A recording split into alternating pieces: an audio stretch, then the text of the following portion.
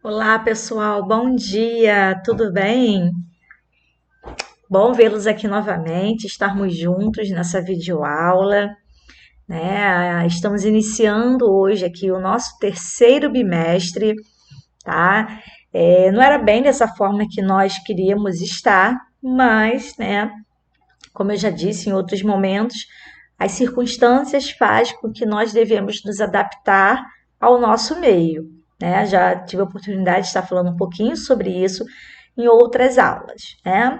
Bom, vamos hoje aqui iniciar a nossa primeira aula do terceiro bimestre. E antes de iniciar com esse título aí que você está vendo, que é a filosofia cristã, eu vou trazer um recadinho, né? É muito importante vocês estarem atentos. Bom, filosofia é uma disciplina que vocês não possuem livro. Claro, isso não é nenhuma novidade que eu estou trazendo aqui para vocês, tá? O problema é que, assim, eu estou tendo muita dificuldade em registrar, né, o acompanhamento de vocês. A turma, tá? 1002, tá? É uma turma que eu não consigo ter uma participação muito grande, apesar de ser uma turma bem grande, eu não estou conseguindo ter uma boa participação de vocês. Então, eu vou mudar um pouco meu modo de avaliar, tá? Hoje é uma aula gravada, eu vou tentar dar, assim, uma semana uma aula gravada, uma semana uma aula ao vivo, tá? E vou começar a pontuar a presença dos alunos na aula ao vivo, tá? E quando a aula não for ao vivo, como essa daqui, eu vou pontuar o resumo da aula. Já estou fazendo isso com outras turmas minhas que também não possuem livro.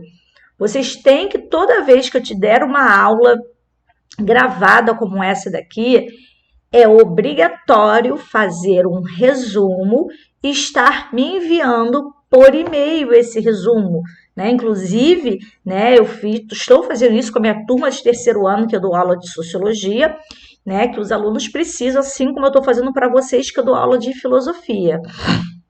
Então, a partir de agora, tá? Nós temos essa tarefa, tá? Quinzenal. Por que quinzenal? Porque uma semana é aula gravada, uma semana é aula ao vivo. Na aula ao vivo, a sua presença é que vai valer como ponto, tá? Se você não estiver presente na minha aula ao vivo, você deverá enviar um resumo da aula que você assistiu, tá? É obrigatório, tá? Não tem assim, quanto que vale? Não tem essa. No final, tá, do bimestre, eu só vou fechar os pontos, tá, de participação, presença, conceito, eu só vou fechar mediante essa participação de vocês, tá?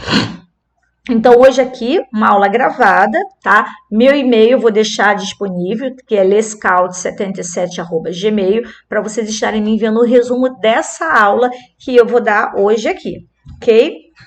Bom, estamos iniciando aqui, como eu disse para vocês, no nosso terceiro bimestre, como eu estou colocando aí no nosso slide. Hoje é dia 6, nós vamos iniciar com um novo assunto, né? Vamos sair um pouquinho, né, das histórias daquele trio, né, parada dura, né, de Sócrates, Aristóteles, né, Platão. Vamos sair um pouquinho e vamos entrar numa outra parte da filosofia, que é a filosofia cristã, né? Aquela parte da filosofia que nós vamos começar com alguns filósofos que vão começar a questionar, né, razões para se estudar Deus baseados através de uma ciência. E a partir daí, esses filósofos vão entrar no ramo de estudo mais voltado, né, para o catolicismo, para o cristianismo. E é um pouquinho sobre isso que nós vamos falar hoje aqui nessa aula. Então, anotem, peguem o caderno, vão fazendo as suas anotações, porque vocês vão ter que me enviar a foto do seu resumo lá no meu e-mail, tá bom? Não é para fazer o resumo digitado para o meu e-mail, não. Não é isso que eu quero. Prestem atenção. O resumo no seu caderno, você vai tirar uma foto e vai me enviar a foto do seu resumo, tá? Ah, professora, precisa ser de quantas folhas? Ué, o resumo dessa aula pode ser que você consiga fazer em apenas uma folha. Isso vai caber a você. Agora, o resumo dessa aula você, obviamente, não vai conseguir fazer em 5 linhas. Isso é impossível. Tá bom, pessoal? Então, esse é o meu primeiro recado para vocês, tá bom? No decorrer da aula, se eu lembrar mais de alguma coisa, eu vou falando aqui, tá bom? Então, vamos para o que interessa da nossa aula de filosofia, vamos filosofar um pouco. Eu tenho um aluno meu que, obviamente, está aqui assistindo, né, nesse momento, que ele adora as minhas aulas de filosofia, meu fã. Eu nem vou dizer o nome que é, porque ele sabe que eu estou falando dele. Né? Nas aulas ao vivo, eu até brinquei, ele falou, sou mesmo, professora, eu sou fã, eu gosto mesmo, né? Meu aluno que não vê a hora de começar, né, a fazer os questionamentos, começar a debater, né? Vamos ver se essas aulas voltam em breve para a gente começar a debater alguns assuntos bem pertinentes no ramo da filosofia, né? Por exemplo, esse assunto, né, filosofia cristã, é um assunto ótimo para se debater, né? Muito gostoso, muito que está mais ao alcance de você, aluno, né? Um pouco diferente, talvez, daquela filosofia que nós vimos, né? Filosofia platônica, aristotélica, né? Filosofia sofista, né? Pré-socrática, né? Que era uma coisa, eu acho que tão um pouco mais abstrata, né? Para vocês. Essa, não, essa filosofia cristã é uma que a gente, por nós sermos cristãos, eu acho que está mais ao nosso alcance. Então vamos lá, galera. Vamos para o que interessa. Calma aí que o mouse começa a falhar no meio da aula, né? Enfim, vamos dar prosseguimento aqui. Bom, como a gente pode ver aí, a filosofia cristã, ela vai representar, né, como nós vemos aí, um conjunto, o quê? De ideias essas que vão ser baseadas nos preceitos de Jesus Cristo, tá? E qual é a principal característica dessa filosofia cristã? Gente, a principal característica da filosofia cristã, tá? É a busca da explicação, né, sobre a existência de Deus, mas essa explicação ela tem que vir por meio da ciência, tá? E através dessa explicação é que nós vamos ter o fundamento dessa filosofia cristã que vai ser justificar a fé, né? Justificar até a fé tendo a razão como instrumento, tá? Isso aí faz lembrar a gente também um pouco nas aulas de história, quando nós falamos um pouquinho sobre o Martim Lutero, né? O Martim Lutero, ele começa a questionar, né, as pessoas por que elas estão comprando as indulgências. Lembra dessas aulas de história, né? Quando a gente falou um pouquinho sobre a reforma protestante, a gente que eu falo assim, na história, né? Ou comigo, ou com outro professor. Quando você estudou a reforma protestante, você pode ver que o Martim Lutero ele foi o precursor, ele foi o primeiro, né, a questionar alguns dogmas da Igreja Católica. E o primeiro dogma que ele vai questionar é a venda das indulgências, é a venda do perdão divino, aonde ele vai estar baseado na filosofia cristã, tá? Filosofia essa de Santo Agostinho, aonde vem dizendo que somente você só consegue alguma coisa através da fé, né? Somente a fé faz você, né, estar mais próximo a Jesus, né, a Deus no caso. Então, os preceitos de Lutero vão ser baseados, né, nessa filosofia cristã de Santo Agostinho, que nós vamos falar um pouquinho sobre ele também. Não Martim Lutero, mas Santo Agostinho, tá? Essa filosofia cristã, né, nós vamos ver que ela foi difundida durante a Idade Média, né? Aí como a gente pode ver aí, né, que ela vai ser estabelecida como um marco, né, na filosofia no período medieval, onde o primeiro período, que vai lá do século II ao século VIII, ele é chamado de patrística, tá? Esse período, né, é chamado de patrística, e o principal expoente, né, vai ser o Santo Agostinho, onde ele vai começar a espalhar essa filosofia cristã. Lá a partir do século IX, né, e até mais ou menos o século XV, a filosofia cristã, ela vai ganhar um outro nome. Ela vai se chamar de filosofia escolástica, aonde ela vai ter como destaque o São Tomás de Aquino, tá? Nós não vamos falar do São Tomás de Aquino hoje não, só na próxima aula da semana que vem, tá? Deixa eu mexer aqui. Bom, eu falei agora aí, tá, que nesses primeiros séculos, né, sobre o desenvolvimento da filosofia patrística, né, na, dessa filosofia medieval, né, que é o primeiro período que vai se chamar de patrística, né, o que isso significa? Bom, só para você ter entendimento, tá? Esse período que a gente chama, né, que é como se fosse uma primeira religiosidade, ela é entendida como uma primeira tentativa de conciliação do cristianismo com a filosofia grega, tá? É nesse período, que começa lá no século II, que eles tentam coincidir um pouco, né, o cristianismo juntamente com a filosofia grega, tá? E a gente vai ver isso através do personagem de Santo Agostinho, tá? Onde ele vai revelar um conhecimento racional, tá? Voltando aqui para o slide. Então, aqui, ó, eu pontuei para vocês, né, sobre a filosofia cristã, que ela vai ser um marco de um conflito entre a razão e a fé, tá? A razão um pouco baseada nas questões filosóficas e a fé baseada no cristianismo. Bom, razão, né? Até então, cabia à razão construir sozinha todo o edifício do saber filosófico, tá? E a fé, ela vai trazer a ideia de verdade revelada para o pensamento filosófico, né? Então, é nesse momento aí, nessa filosofia patrística, né, nesse primeiro momento, em que eles vão tentar conciliar isso aí, a razão e a fé, a razão filosófica, né, aquela razão, né, em que Platão um tanto vai dizer, né, onde Aristóteles também vai se fundamentar nessa razão, né, e a fé, né, como aquela verdade, aquela fé que você tem. E qual o papel da racionalidade nessa filosofia cristã, né? O papel da razão. Como nós podemos ver aí, ela vai vir para fundamentar e esclarecer os dogmas, né? Os dogmas da igreja. O que são os dogmas, gente? São aquelas verdades incontestáveis, né? Adquiridas por meio da revelação ou pela encarnação de Deus na figura humana, né? De Cristo. O que acontece? Vocês que já estudaram história, vocês viram que durante o período medieval, né, a igreja exerceu um papel fundamental na sociedade, né, dona da moral, dona da ética, né, dona da política, podemos dizer assim, né?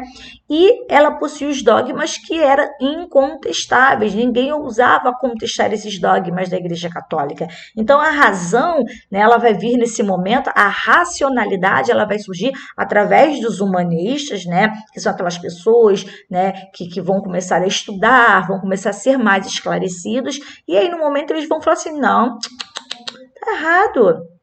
Como você está dizendo, né, que a chuva é Deus chorando? Isso está mentindo. Não é nada disso, não. A chuva é o ciclo da natureza, ciclo da água na natureza. Então, você está questionando os dogmas da Igreja Católica, quando a Igreja, né, sem saber algum motivo, né, pelo qual um ser morreu, porque Deus quis. Né? Aí vai vir a razão e vai falar assim, não, né? A causa da morte é essa. Por quê? Porque estão num novo momento, né? Onde a gente está vendo o uso da racionalidade, tá? Então, para isso vai ser o papel da razão, da racionalidade. E o outro momento também é sobre os resultados da investigação racional que vão coincidir com a verdade revelada, ok? Toda hora eu paro aqui, o mouse, ele dá. Bom, e como eu disse para vocês, essa filosofia cristã, ela vai ter algumas etapas. E a primeira fase dela é o que a gente vai chamar de patrística, né? Como eu mostrei lá, que vai começar lá no século II, aonde esse primeiro momento dessa filosofia cristã, dessa junção de filosofia com cristianismo, né, esse primeiro momento que vai se chamar de patrísticas, né, ela vai ser marcada pelo esforço de tentar fundamentar, né, a razão com a fé. E, através disso, atrair novos pagãos e também hereges para se converter ao cristianismo. O que são pagãos? São pessoas propriamente ditas, né, que não são, né, que não possuem religião, ou possuem, mas que não é reconhecida pela Igreja Católica. Hereges, né? Aquelas pessoas, né, que não acreditam, né, não têm fé na religiosidade, ou então praticam, né, um outro tipo de religiosidade, né, que muito aos olhos da Igreja Católica é algo pecaminoso, que foge das doutrinas do catolicismo, e é chamado de herege, né? E outra, né, característica, né, em geral, eles vão considerar que os filósofos gregos haviam chegado por meio da razão o mais, né, próximo possível da verdade, tá? Mas se não a haviam atingido é porque lhes faltava justamente a verdade revelada. Verdade revelada é essa, é a fé. Tá? Então, esse foi o primeiro momento da filosofia cristã, né? Dessa junção da filosofia com o cristianismo, né? Lembrando que essa primeira fase nós vamos chamá-la de patrística, tá? Não esqueçam disso, já anotem aí.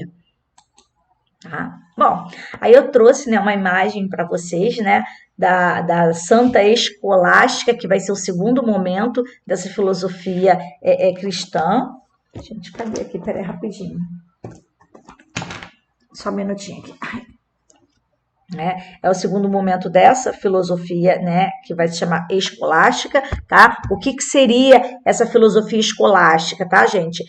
Essa filosofia, ela foi criada, tá, na Idade Média, onde vai ser baseada numa tentativa de conciliação entre um ideal de racionalidade, tá, e, né, a questão do direito com a verdade revelada, com a fé cristã, tá? Então, aí, nesse segundo momento, vai se chamar, né, de escolástica. E a gente vê a Santa Escolástica, né, onde a filosofia cristã se consolidou no período medieval, buscando conciliar o pensamento racional com a palavra revelada, no caso, com a fé. Prosseguindo aqui, vamos falar agora um pouquinho de Santo Agostinho, né? Que vai ser um dos principais filósofos do cristianismo, tá? Então, olhando aí um pouquinho sobre a vida dele, né? Santo Agostinho, ele foi filósofo, ele foi bispo. Deixa eu ver se está dando para vocês verem direitinho que o... Tá. Ele foi bispo, ele foi escritor e ele também foi teólogo, né? O nome dele é Aurélio Augustino, mais conhecido como Santo Agostinho, tá? Aonde ele vai ser uma das personalidades mais importantes da Igreja Católica no período da história medieval. Como eu disse para você, vai ser um dos influenciadores de Martinho Lutero e toda aquela sua saga, né, após, né, ele vai ser o precursor da Reforma Protestante, após ele vão vir muitos outros, né, sendo ele o primeiro a ser baseado, né, a sua doutrina, né, da fé, que somente a fé, né, você poderia obter a sua salvação somente através da fé, né, e essas palavras ele vai se basear em Santo Agostinho, tá? De acordo aí, né, com a biografia dele, como você pode ver, filho de santa e pai pagão, né? Ele vai revolucionar o pensamento cristão da sua época, onde ele vai se tornar um santo, né? Quando ainda nem existia essa questão de canonização papal. O que é uma canonização papal, gente? Hoje em dia, para alguma pessoa que já é falecido, para ela se tornar santa, existe todo um processo chamado canonização. E quem faz essa canonização é o Papa, que é o líder da Igreja Católica, que mora lá no Vaticano, tá lá em Roma, na Itália, né? E tem vários processos da questão da canonização, eles vão fazer uma investigação, né, para ver se porque geralmente alguém fala, né, que obteve uma graça, né, por aquela pessoa já falecida, até ela poder ser considerada uma santa. Então, nessa época aí, como está dizendo, ele foi elevado a santo, né, mas não foi pela canonização papal, porque isso ainda não existia, tá? Os escritos, né, deixados por Santo Agostinho vão contribuir muito com o nascimento da primeira filosofia cristã, que é a patrística, tá? Que vai ser uma corrente de padres católicos que vão buscar a comprovação da racionalidade da fé. O que é a racionalidade da fé? É explicar a fé, explicar o cristianismo baseado na ciência, baseado na razão, tá? E, além disso, ele também, né, vai ser nomeado como doutor da igreja lá no século XIII pelo Papa Bonifácio VII, tá? Ainda falando um pouquinho, né, de Santo Agostinho, né? Eu vou contar um pouquinho sobre a origem, né, gente? Bom, o Santo Agostinho, ele nasceu em Tagaste, que é uma região lá do continente africano, onde atualmente é a Argélia. Viu, gente? Africano, hein? Ele era descendente de uma mãe, né, uma mãe cristã, e o seu pai era pagão, tá? E ele vai ter uma infância muito regrada, né, pelos ensinamentos do cristianismo, né?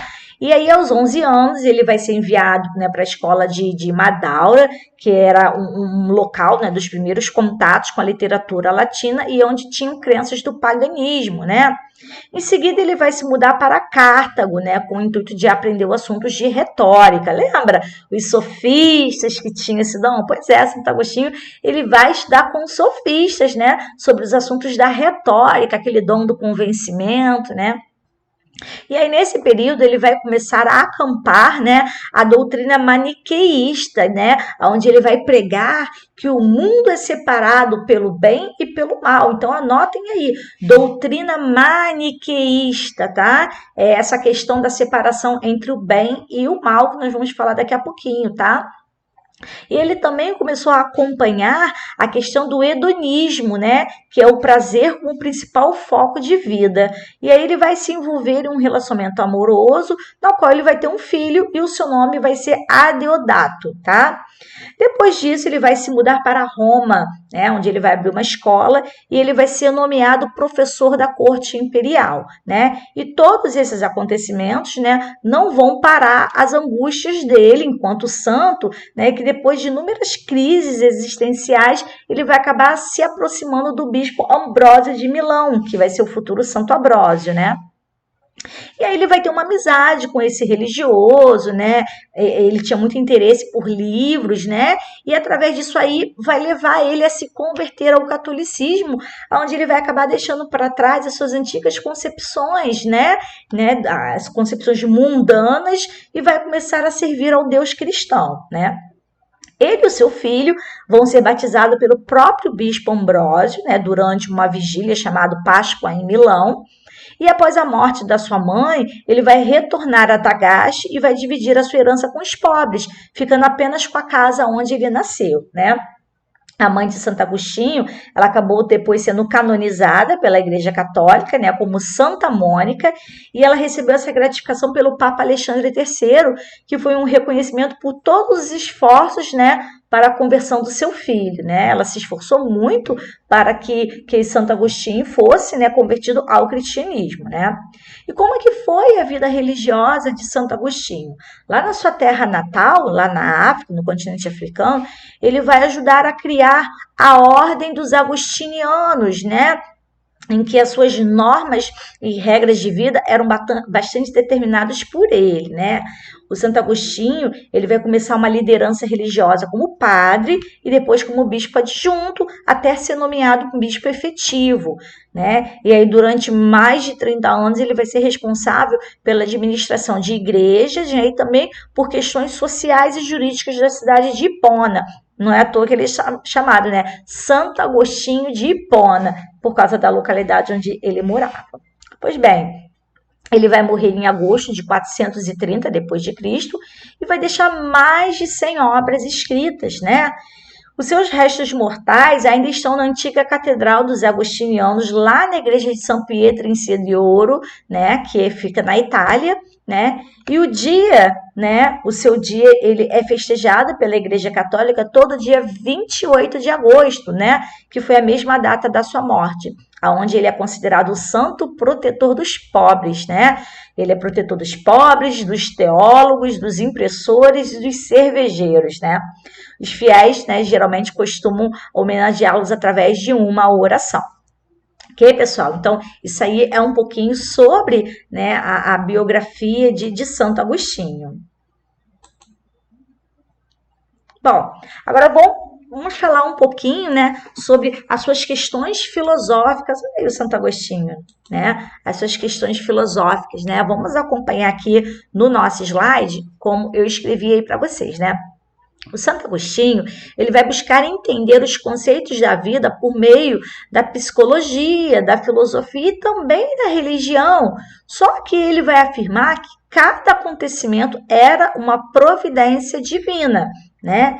Ele vai ser o defensor da ideia de que o pecado original e da predestinação, né? Que vai ser a teoria de que o destino da vida humana ele é planejado por Deus. E a fé seria o único meio de alcançar a verdade, sendo a razão responsável pela comprovação dessa verdade.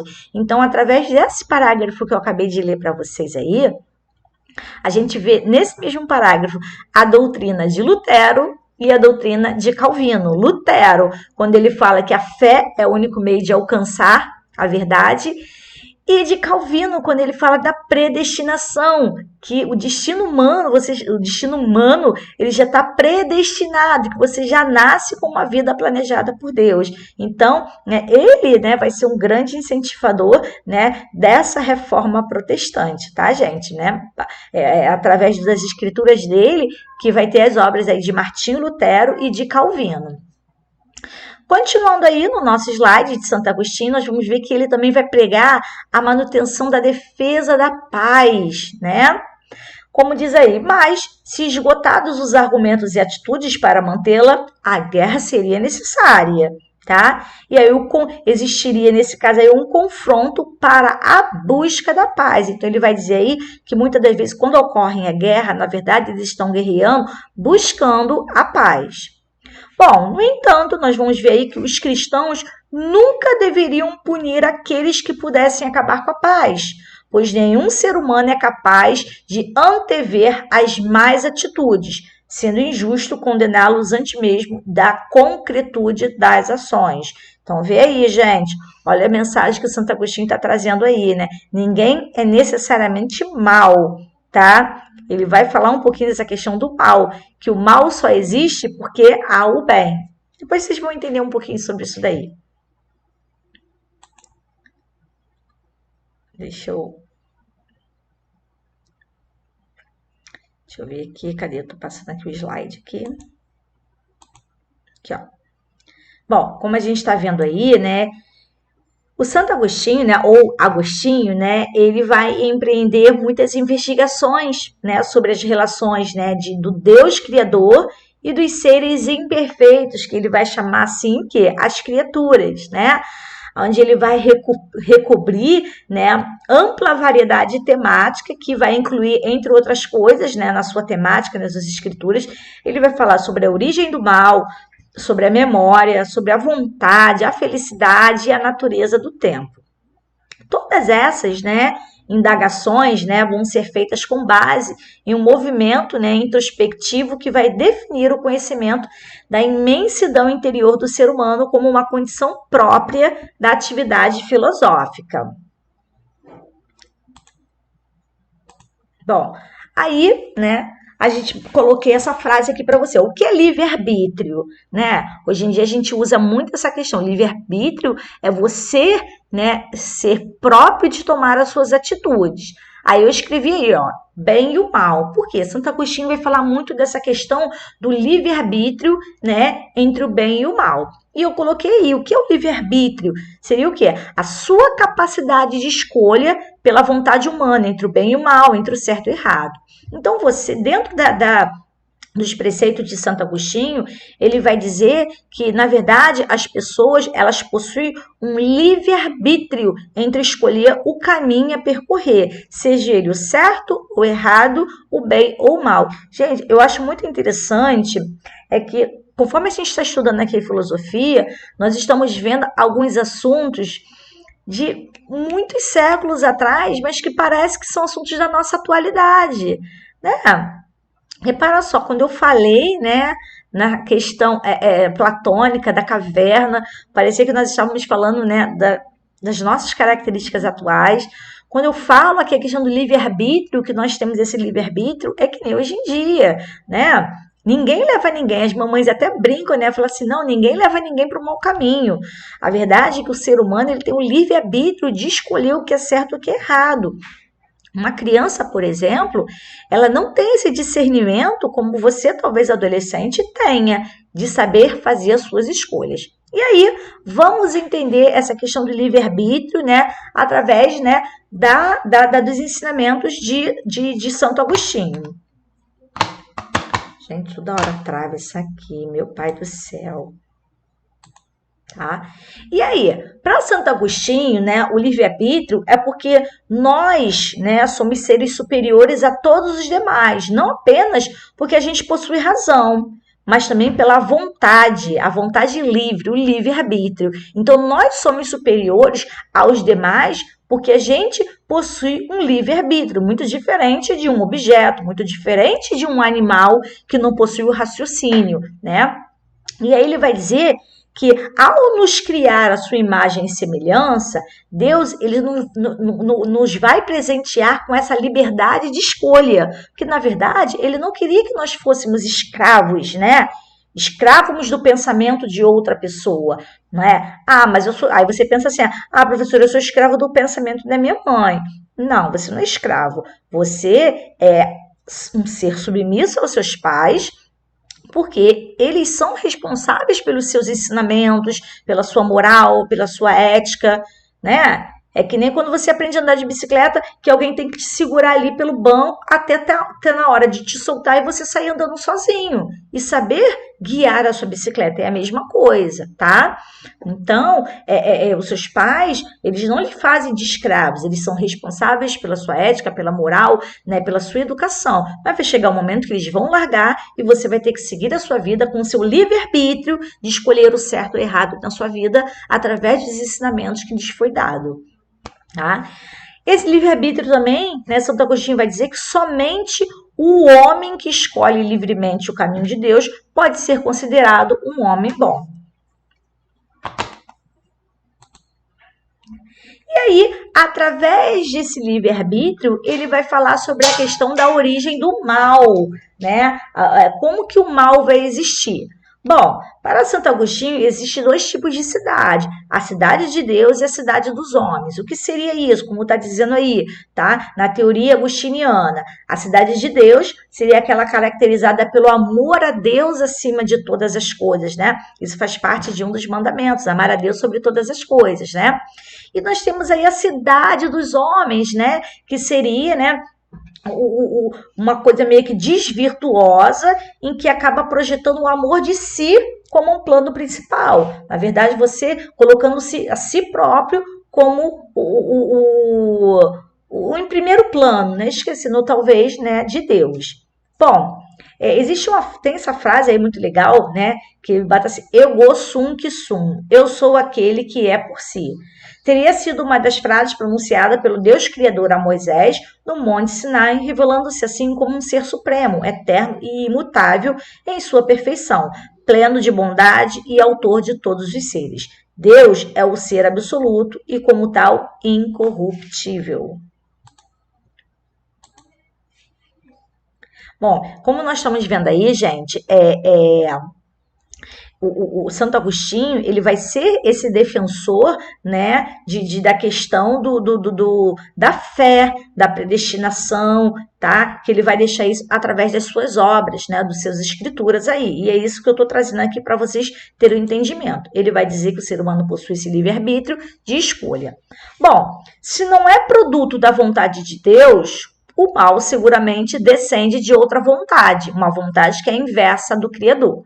Então, para Agostinho, o mal não tem uma existência real. O mal seria uma consequência, né? Uma carência da ausência do bem. Então, Agostinho vai dizer que existe o bem. Deixa eu usar aqui, ó. Vou usar esse pente aqui, tá? Esse pente aqui, isso aqui é o bem, tá? Na ausência do bem, acaba se revelando o mal. Mas que, na verdade, o mal não existe. O que existe é o bem. O mal, ela só vai aparecer quando há o quê? A ausência ou carência do bem.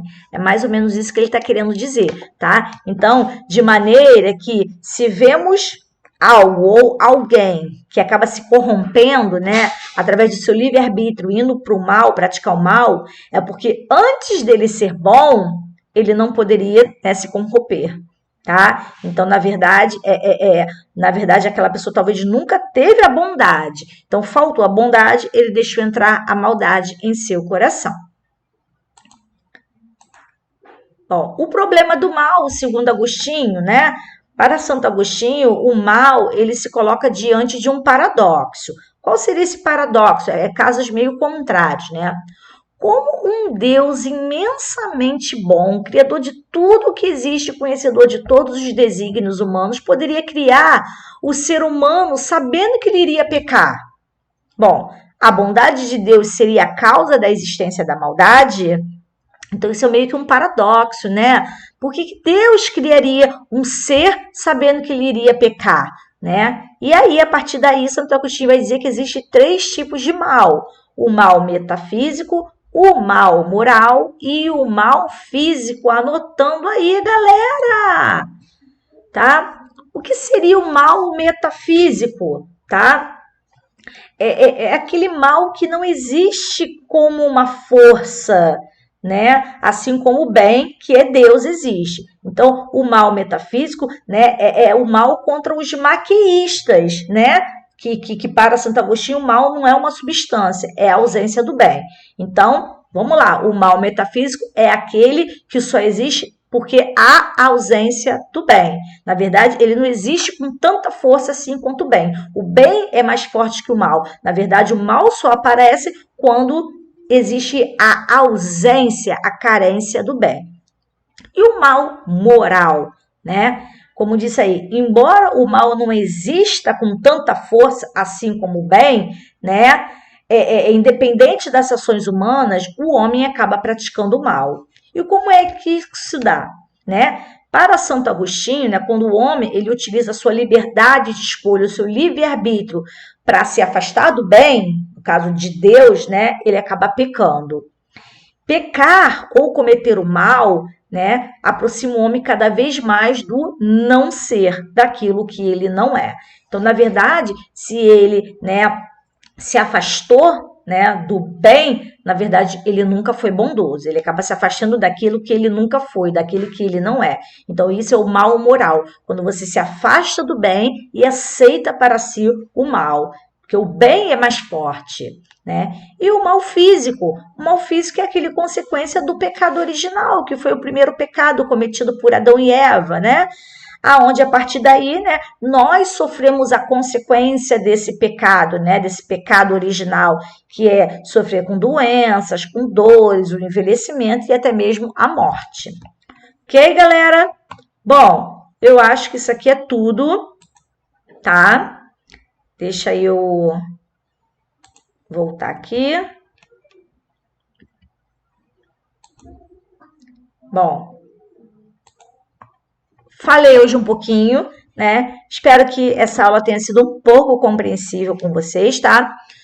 Não esqueçam de fazer o resumo. O que você vai botar no resumo? Você vai resumir o que é uma filosofia cristã, quais os objetivos da filosofia cristã, falar um pouquinho de Santo Agostinho, falar o que é o livre-arbítrio e a figura do mal para Santo Agostinho.